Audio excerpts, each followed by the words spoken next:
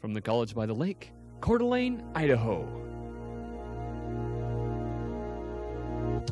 Local, regional, national, and international guests discussing the issues and topics affecting the way you live are on Forum, the North Idaho College Public Forum, with your host and moderator, political scientist Tony Stewart.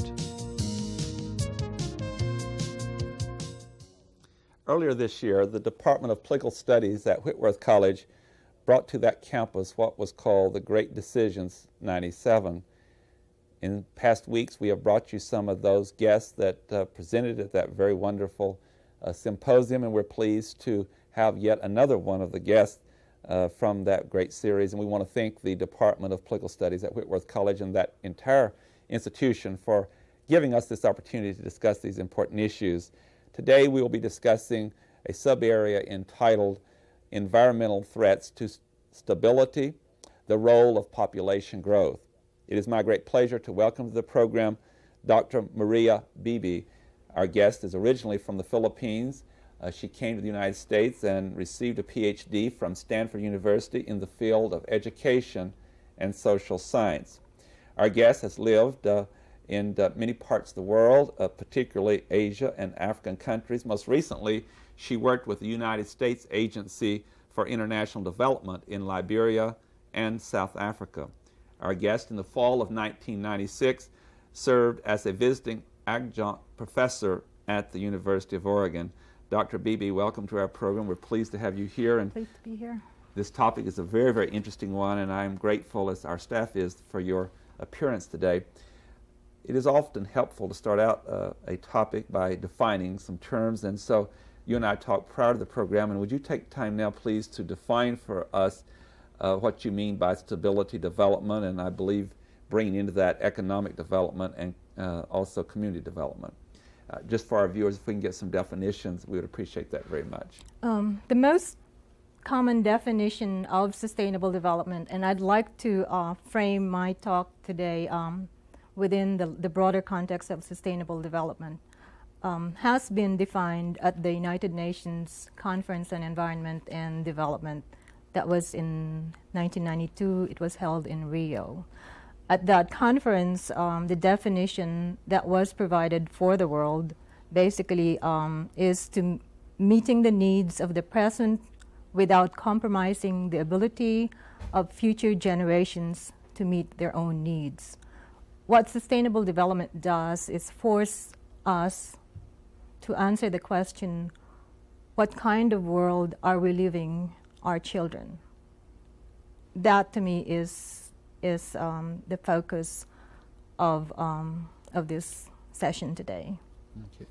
And as you deal with that sustainability, the population is growing. We won't get into the population question later, but on a program that we did with one of your colleagues at an earlier time, we talked about the planet and its size and the limited resources. Would you go into more detail talking about that people have to make a living, and we talk about economic development in each country and sustaining the needs of our people, yet at the same time, as I hear from your definition, you're also talking about that if we are not planning in certain ways, I believe you're suggesting that there may be great scarcities for future generations, our children or our grandchildren.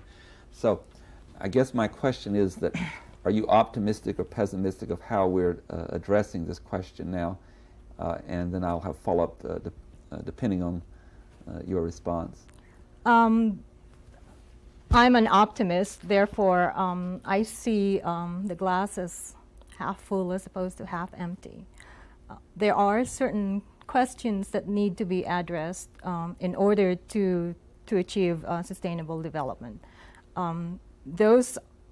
Those questions are very much interrelated and interlinked with one another. There's a set of issues related to environment and sustainable development. And the question that needs to be addressed is, why should environment be viewed within that larger context of sustainable development?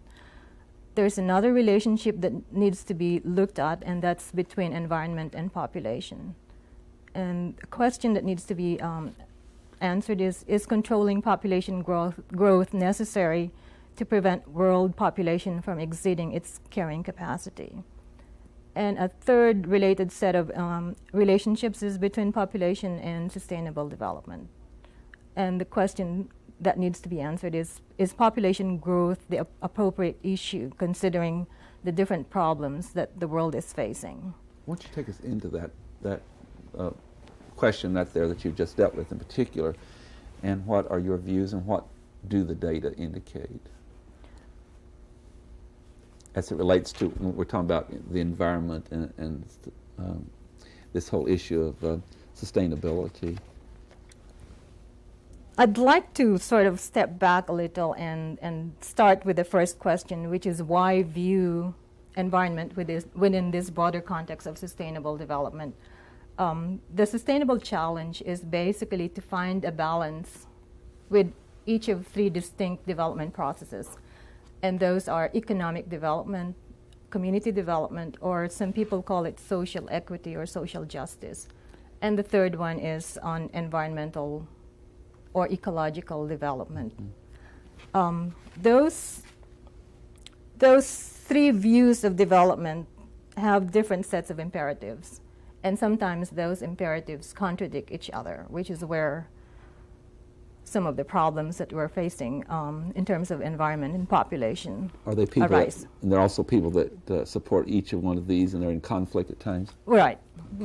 So if you look at economic development, most proponents of economic growth, of course, favor market expansion and sustained private profit.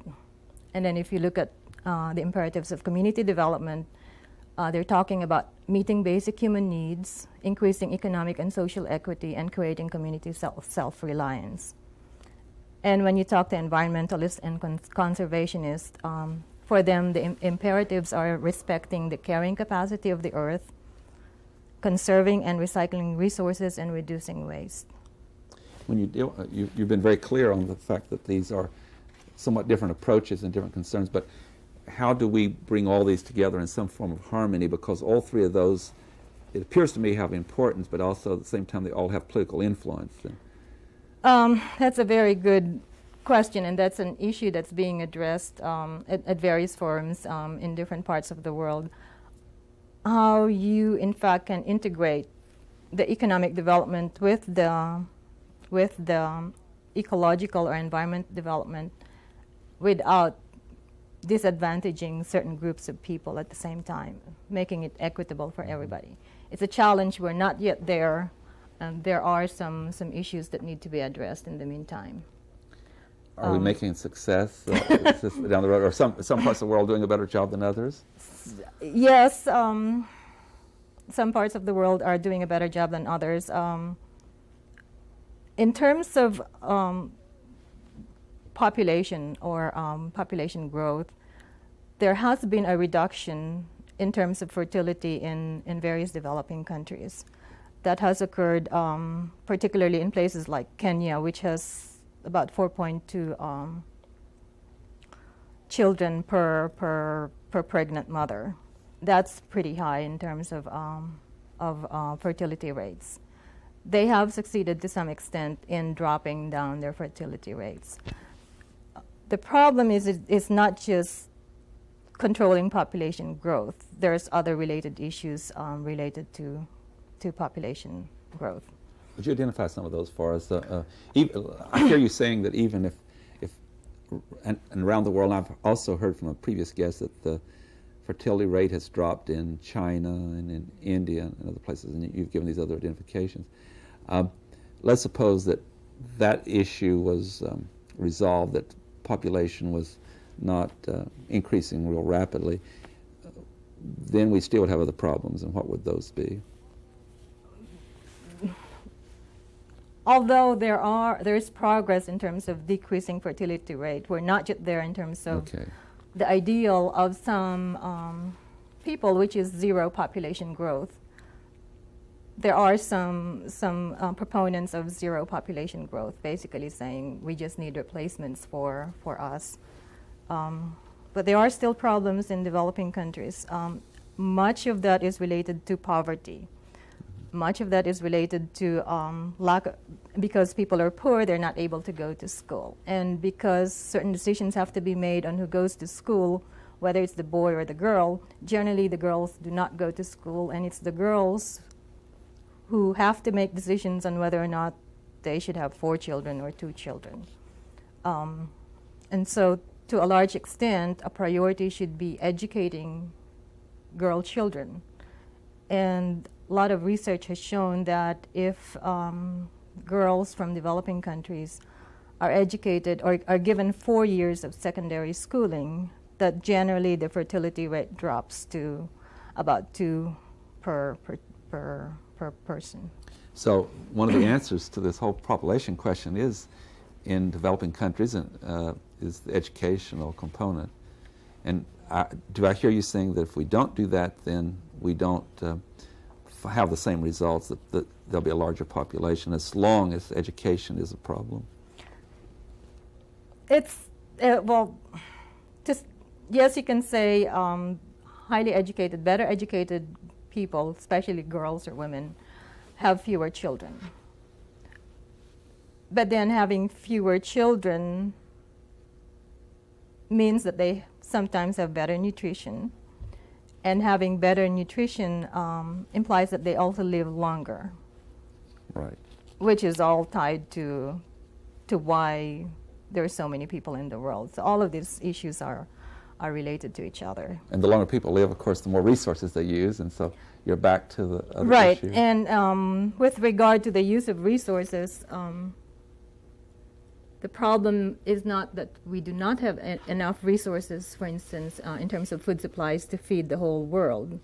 The problem is in the inequitable use of those resources. I believe some researchers have indicated that 75% of the resources of the world are used up by 25% of the people, or 25% of the population.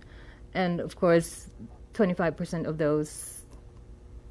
of that population are in the highly industrialized, developed parts of the world, leaving very little resources for the poorer countries. That really caused me to think of another question. The more developed parts of the world, as you indicated, use 75% of the resources, but they make up 25% of the population.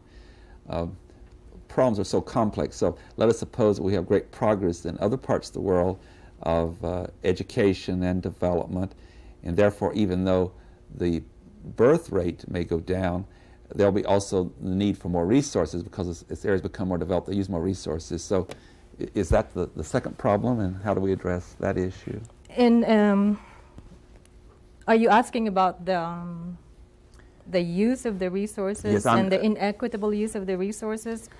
This all ties in when you talk about inequitable resources, but I'm indicating with my question, or attempting to do so, that you're indicating that 25% of the population, and we can assume that's really highly developed areas, industrial areas, they're consuming a lot of resources, 75%. But let's expand beyond that 25% to say we have 50 or 60% of the population well developed. Then the number of resources used will go up, even though the population in those areas may go down. I guess what I'm attempting to ask is that even though we might have zero population growth, it will not mean necessarily less use of resources. It will not mean less use of resources, but there's also a movement towards what's called sustainable resource use. Would you explain that to us? What that means is that if there's a natural resource, let's take an example of elephants. Right now, in places in Africa, there is an overpopulation of elephants. And then in the same setting, you have lots of people that somehow need a little bit of money to buy food or to educate their girl children. Question is, with an over-resource in terms of elephants, will you allow, and that's a question being debated right now, I think in Washington, D.C., should we allow communities to cull elephants so that they can generate profits, which would go into either food for the home or education for their children? And there's no clear answer in terms of everybody saying, or there's no consensus in terms of everybody saying, yes, call the elephants. We have some very strong conservationists or animal rights protectionists who say, do not call the elephants under any circumstances. So the proponents of sustainable resource use are basically saying when you have instances of oversupply or overpopulation of elephants, to allow use of that resource in order to generate income for the various communities that are affected, that are sharing the same earth, land resources in that particular area. So there is this link that you're talking about between population and sustainable resources. What other and you've really identified that very clearly. What other problems do we face? It sounds like to me there's a list that we have to identify the problems before we can bring all these groups together to try to resolve or make the balance, so that all of these that you've identified positions or schools of thought are at the table in making that decision. That's correct. There's a lot of emphasis in terms of the work of the U.S. Agency for International Development, for instance, in making sure that the various stakeholders, those who represent economic growth interests, for instance, and those who represent purely conservationist interests, to get together and come to agreement in terms of how they would define, for instance, sustainability, and how they would measure progress towards attaining that sustainability. And in a lot of these communities, when they talk about sustainability, embedded in that definition is ecological balance with economic growth, balance with social equity and justice. So all of those three different sets of stakeholders have to come together and reach some form of consensus. It's a very complex matter in terms of we cannot simply say environmental threats to sustainability, the role of population growth. There's a lot of human dimensions that are involved in environmental issues. For instance, there's a lot of human activities like land clearing, agriculture, forestry, fisheries, grazing, water diversion, mineral extraction, fuel consumption, industrialization, urbanization, recreation.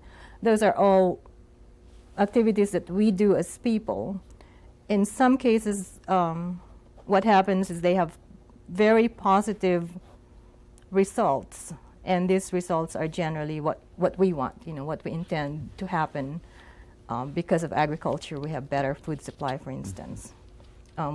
Because of fisheries, grazing, and all of those other things, we have improved quality of life, whether that's increased food production, better shelter, more consumer goods, enjoyment of nature, culture, and knowledge. But on the other hand, at the same time that humans are doing those things, there's also some negative consequences. Those that are generally unintended, things that we did not intend to happen. And those are the ones that are related to environmental cost, habitat destruction, for instance, loss of biodiversity, deforestation, desertification, some climate change as well, and ozone depletion. So it's a lot of it goes back to going to an understanding what we do and understanding what those consequences are. If they're positive, that's well and good. If they're negative, then make some necessary corrections or do some mitigation factors in order to minimize the damage to the environment. You mentioned earlier in the program the Reno conference. The international Rio, the Rio conference, and I know officials from the United States were there, as many other places. And when you bring the international community together in such discussions, you certainly are dealing with all the things you've identified. And so I would like to address that a little bit from your very excellent articulation of the problem itself and the different forces, the three forces that have to be at the table. From that conference, do you sense that there is more cooperation internationally, or I ask my question another way, are most of these decisions being made within internal forces, political forces of each country, or internationally? Are we cooperating more? I suspect that if we don't do it internationally, then it's not going to be any kind of harmony with this process. Things are happening both at the global level and at the local level. What happened in Rio was the different countries that attended basically agreed on certain principles towards sustainable development that includes caring for the earth and all of those nice things related to having a healthy environment and ensuring human well-being. Out of that agreement, out of those principles, the U.S. government signed, for instance, the Biodiversity Convention and the Global Climate Protection.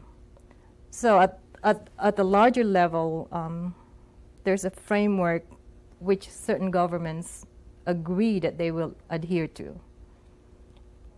In the form of, these agreements are a form of... government-to-government agreements.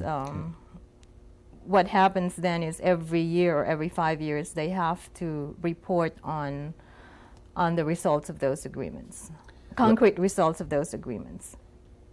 So what, with the framework in place and the principles agreed to and Biodiversity Convention, which we signed, the next step, of course, is implementation of those principles. Those cannot be implemented at the United States of America level. Those have to flow down at the local level.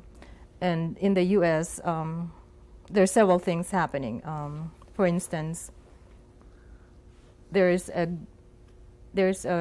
presidential committee that drafted Sustainable America, paralleling or consistent with the principles of United Nations Conference on Environment and Development.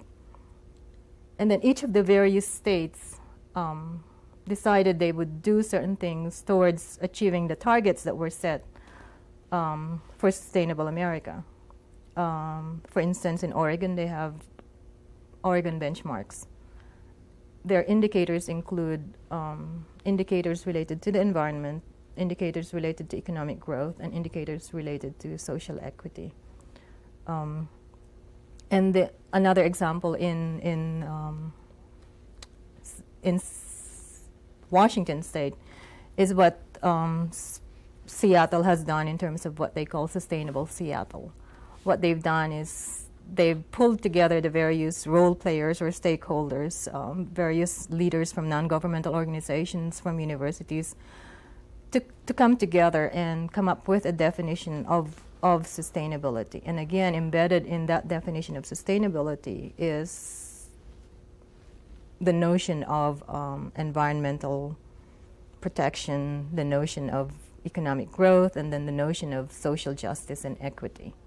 And what they've done in Seattle is to define not just their vision of what sustainability is, what do they want to see, what kind of an earth do they want to leave for their children. And they're using these guidelines or principles that came out of the Rio conference, right, and then the presidential committee or commission in this country. Right, and to some extent, Spokane is trying to come up with a similar vision of, I guess it's Spokane Horizons or something, that group trying to put together their vision of what kind of a world do they want their children to have in Spokane. But without this grassroots operation, it could not succeed just from a national agreeing to policy? No, it could not. But you need the policy framework, right, in order to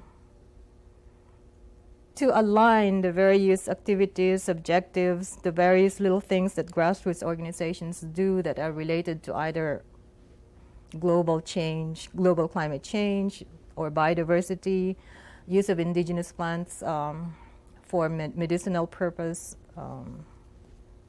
problems to address deforestation, saving the owl in Oregon. All of those issues can only be addressed locally, but you do need the global framework so that there's a way of measuring progress towards that global vision. I would assume from your comments too that by having that plan or a vision, that creates the discussion at the local level from which to start and to make some decisions. But I also hear you saying that the decisions are going to be somewhat different from one locality to another one. Right, because they will be informed by the unique situation of the various role players. The way sustainability will be defined in Spokane will be different from the definition in Gaborone in Botswana. It will also differ from how South Africans will define it. But in the end, regardless of where we are in this earth, we want the same thing for our children, and that's well-being, whether that's well-being because of economic well-being or community well-being or social well-being. We're getting short on time, but I assume that other countries are doing the same thing in the United States. They'll bring it down the same way to the grassroots level. There's a lot of local action, and a lot of that local action is informed by the global frameworks.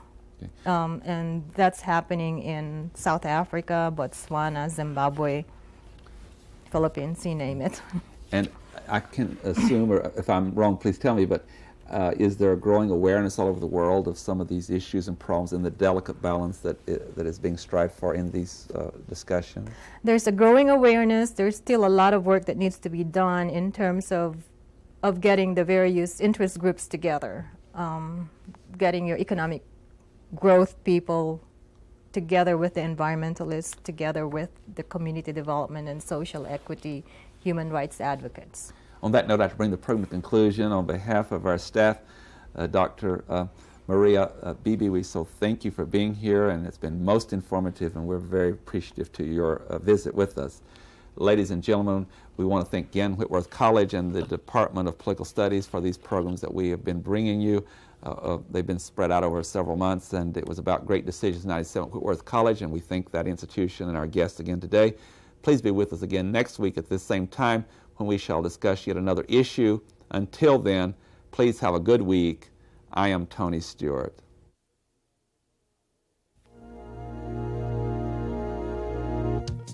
The North Idaho College Public Forum was videotaped live from the studios of Instructional Technology on the campus of North Idaho College for viewing at this more appropriate time. We invite you to join us again next week for another all-new edition of the North Idaho College Public Forum on this public television station.